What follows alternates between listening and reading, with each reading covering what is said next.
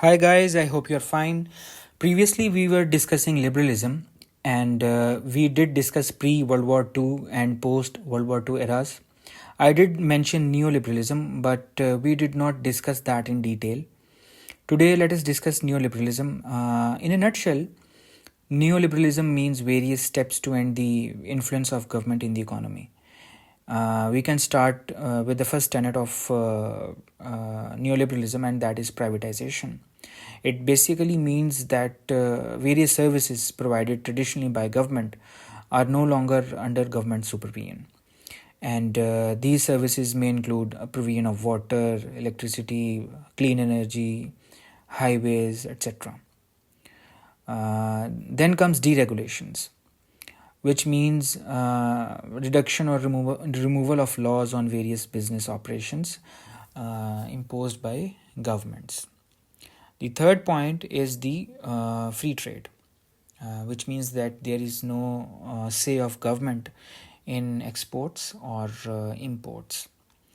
And the fourth point is austerity, which means that there should be reforms to reduce government's budget deficits. So, why these measures are implemented by various, mostly these are implemented by third world countries because they are suffering from twin deficits, which we'll discuss some other time.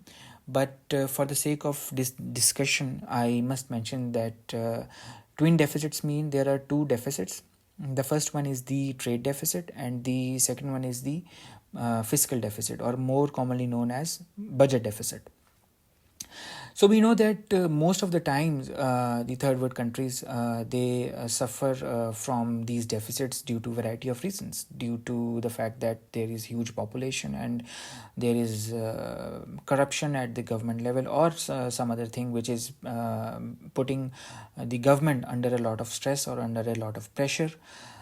And so the government is unable to provide these services which traditionally governments provide.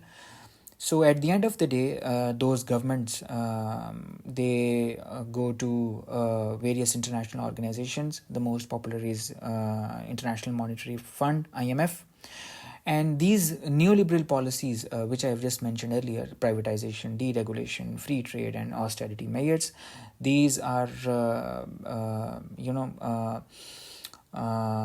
these are given by IMF most of the times to the governments who are seeking some money from IMF or other international organization. We discuss privatization at the very start. This is done so that there can be no more stress on the government to provide these services. One may argue here that governments are there to provide such services. For example, services such as clean water or electricity or clean energy, etc. But according to this new liberal thought, these services should not be provided by governments, and these should be provided by various third-party organizations or various vendors or any other international organization, because it is assumed that government there is financial corruption, and government should not concentrate or waste its effort on the provision of such basic needs to the society or the people under that or the people who are living under that particular area. Then we discuss the deregulations, which means the reductions or removal of laws on various business operations imposed by governments.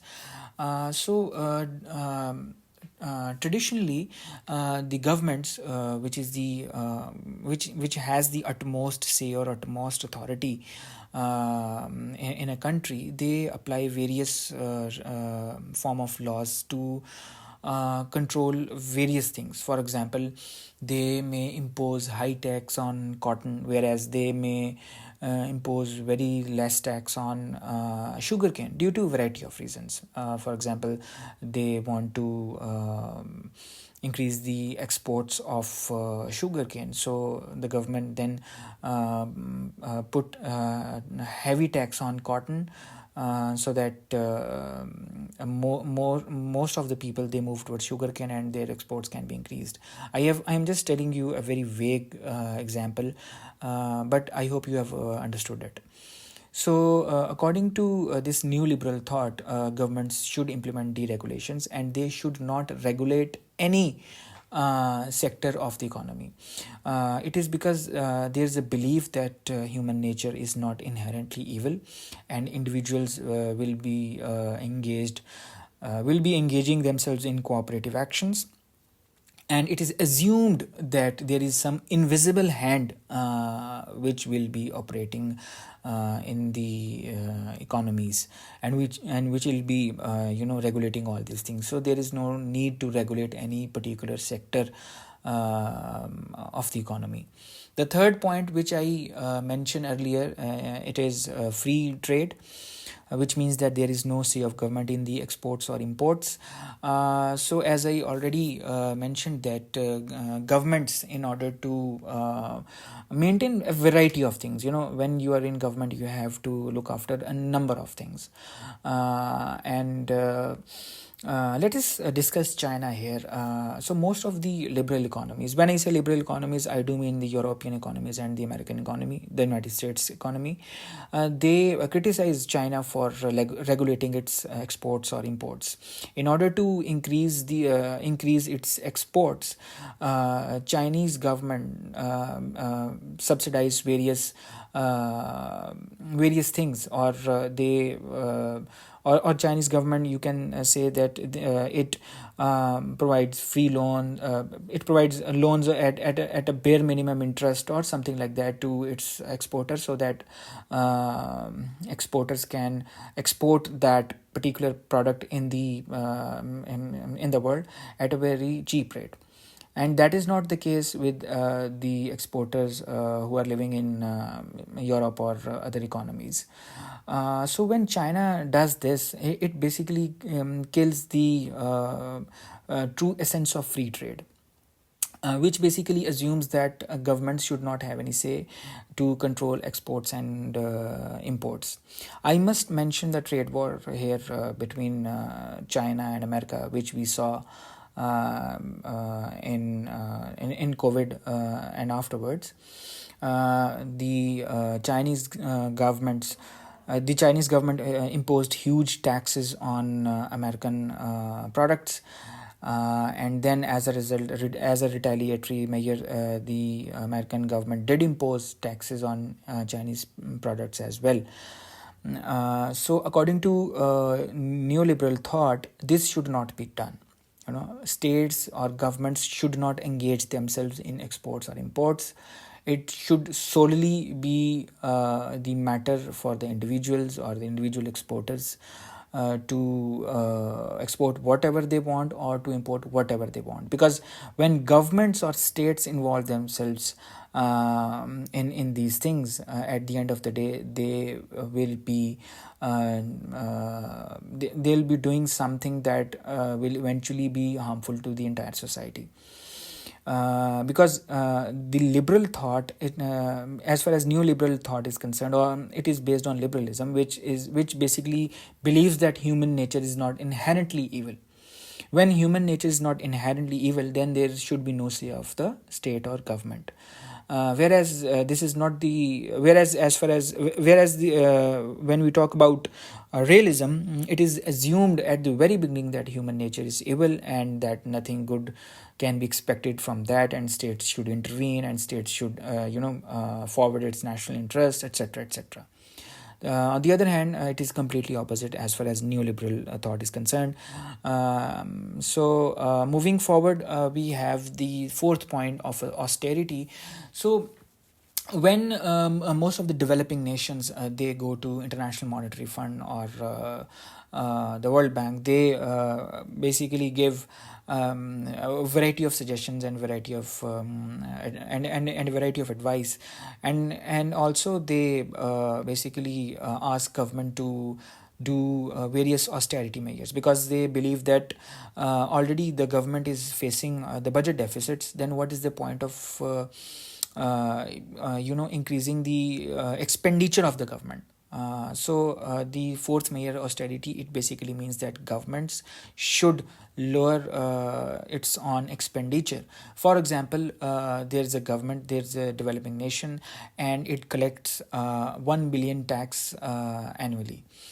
And the amount which the government spends to actually collect $1 billion at the end of the year is $500 million.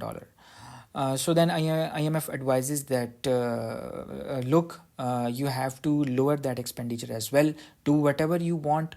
These are the few suggestions, and you have to implement those austerity measures so that you may not be spending $500 million at the end of the year to collect $1 billion, so that you can spend that money somewhere else.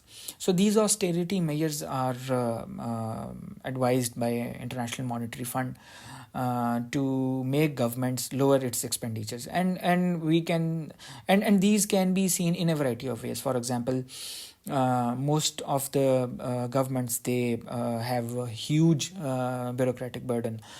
So in austerity measure, that bureaucratic burden can be lowered. It can be done in a variety of ways. For example, to cut the cost of petrol, which is entitled to some bureaucrat, or to cut the free electricity which a government official consumes, or the expenditure of vehicles. So there are various various measures with the help of which governments may implement austerity. As usual, I would like to ask you a few questions. Do let me know the answers in comments. So, did neoliberal agenda ever worked? If yes, in which country? If no, then give reason. And do you people believe that governments have no say in exports and imports? And what are your views on major economies like China and USA? And the third question which I would like to ask you is do you really believe that the faith in the neoliberal agenda is winning? And last but not the least, was there any recent trade war between countries? I know you will answer China and America, but I would like you people to give me more details.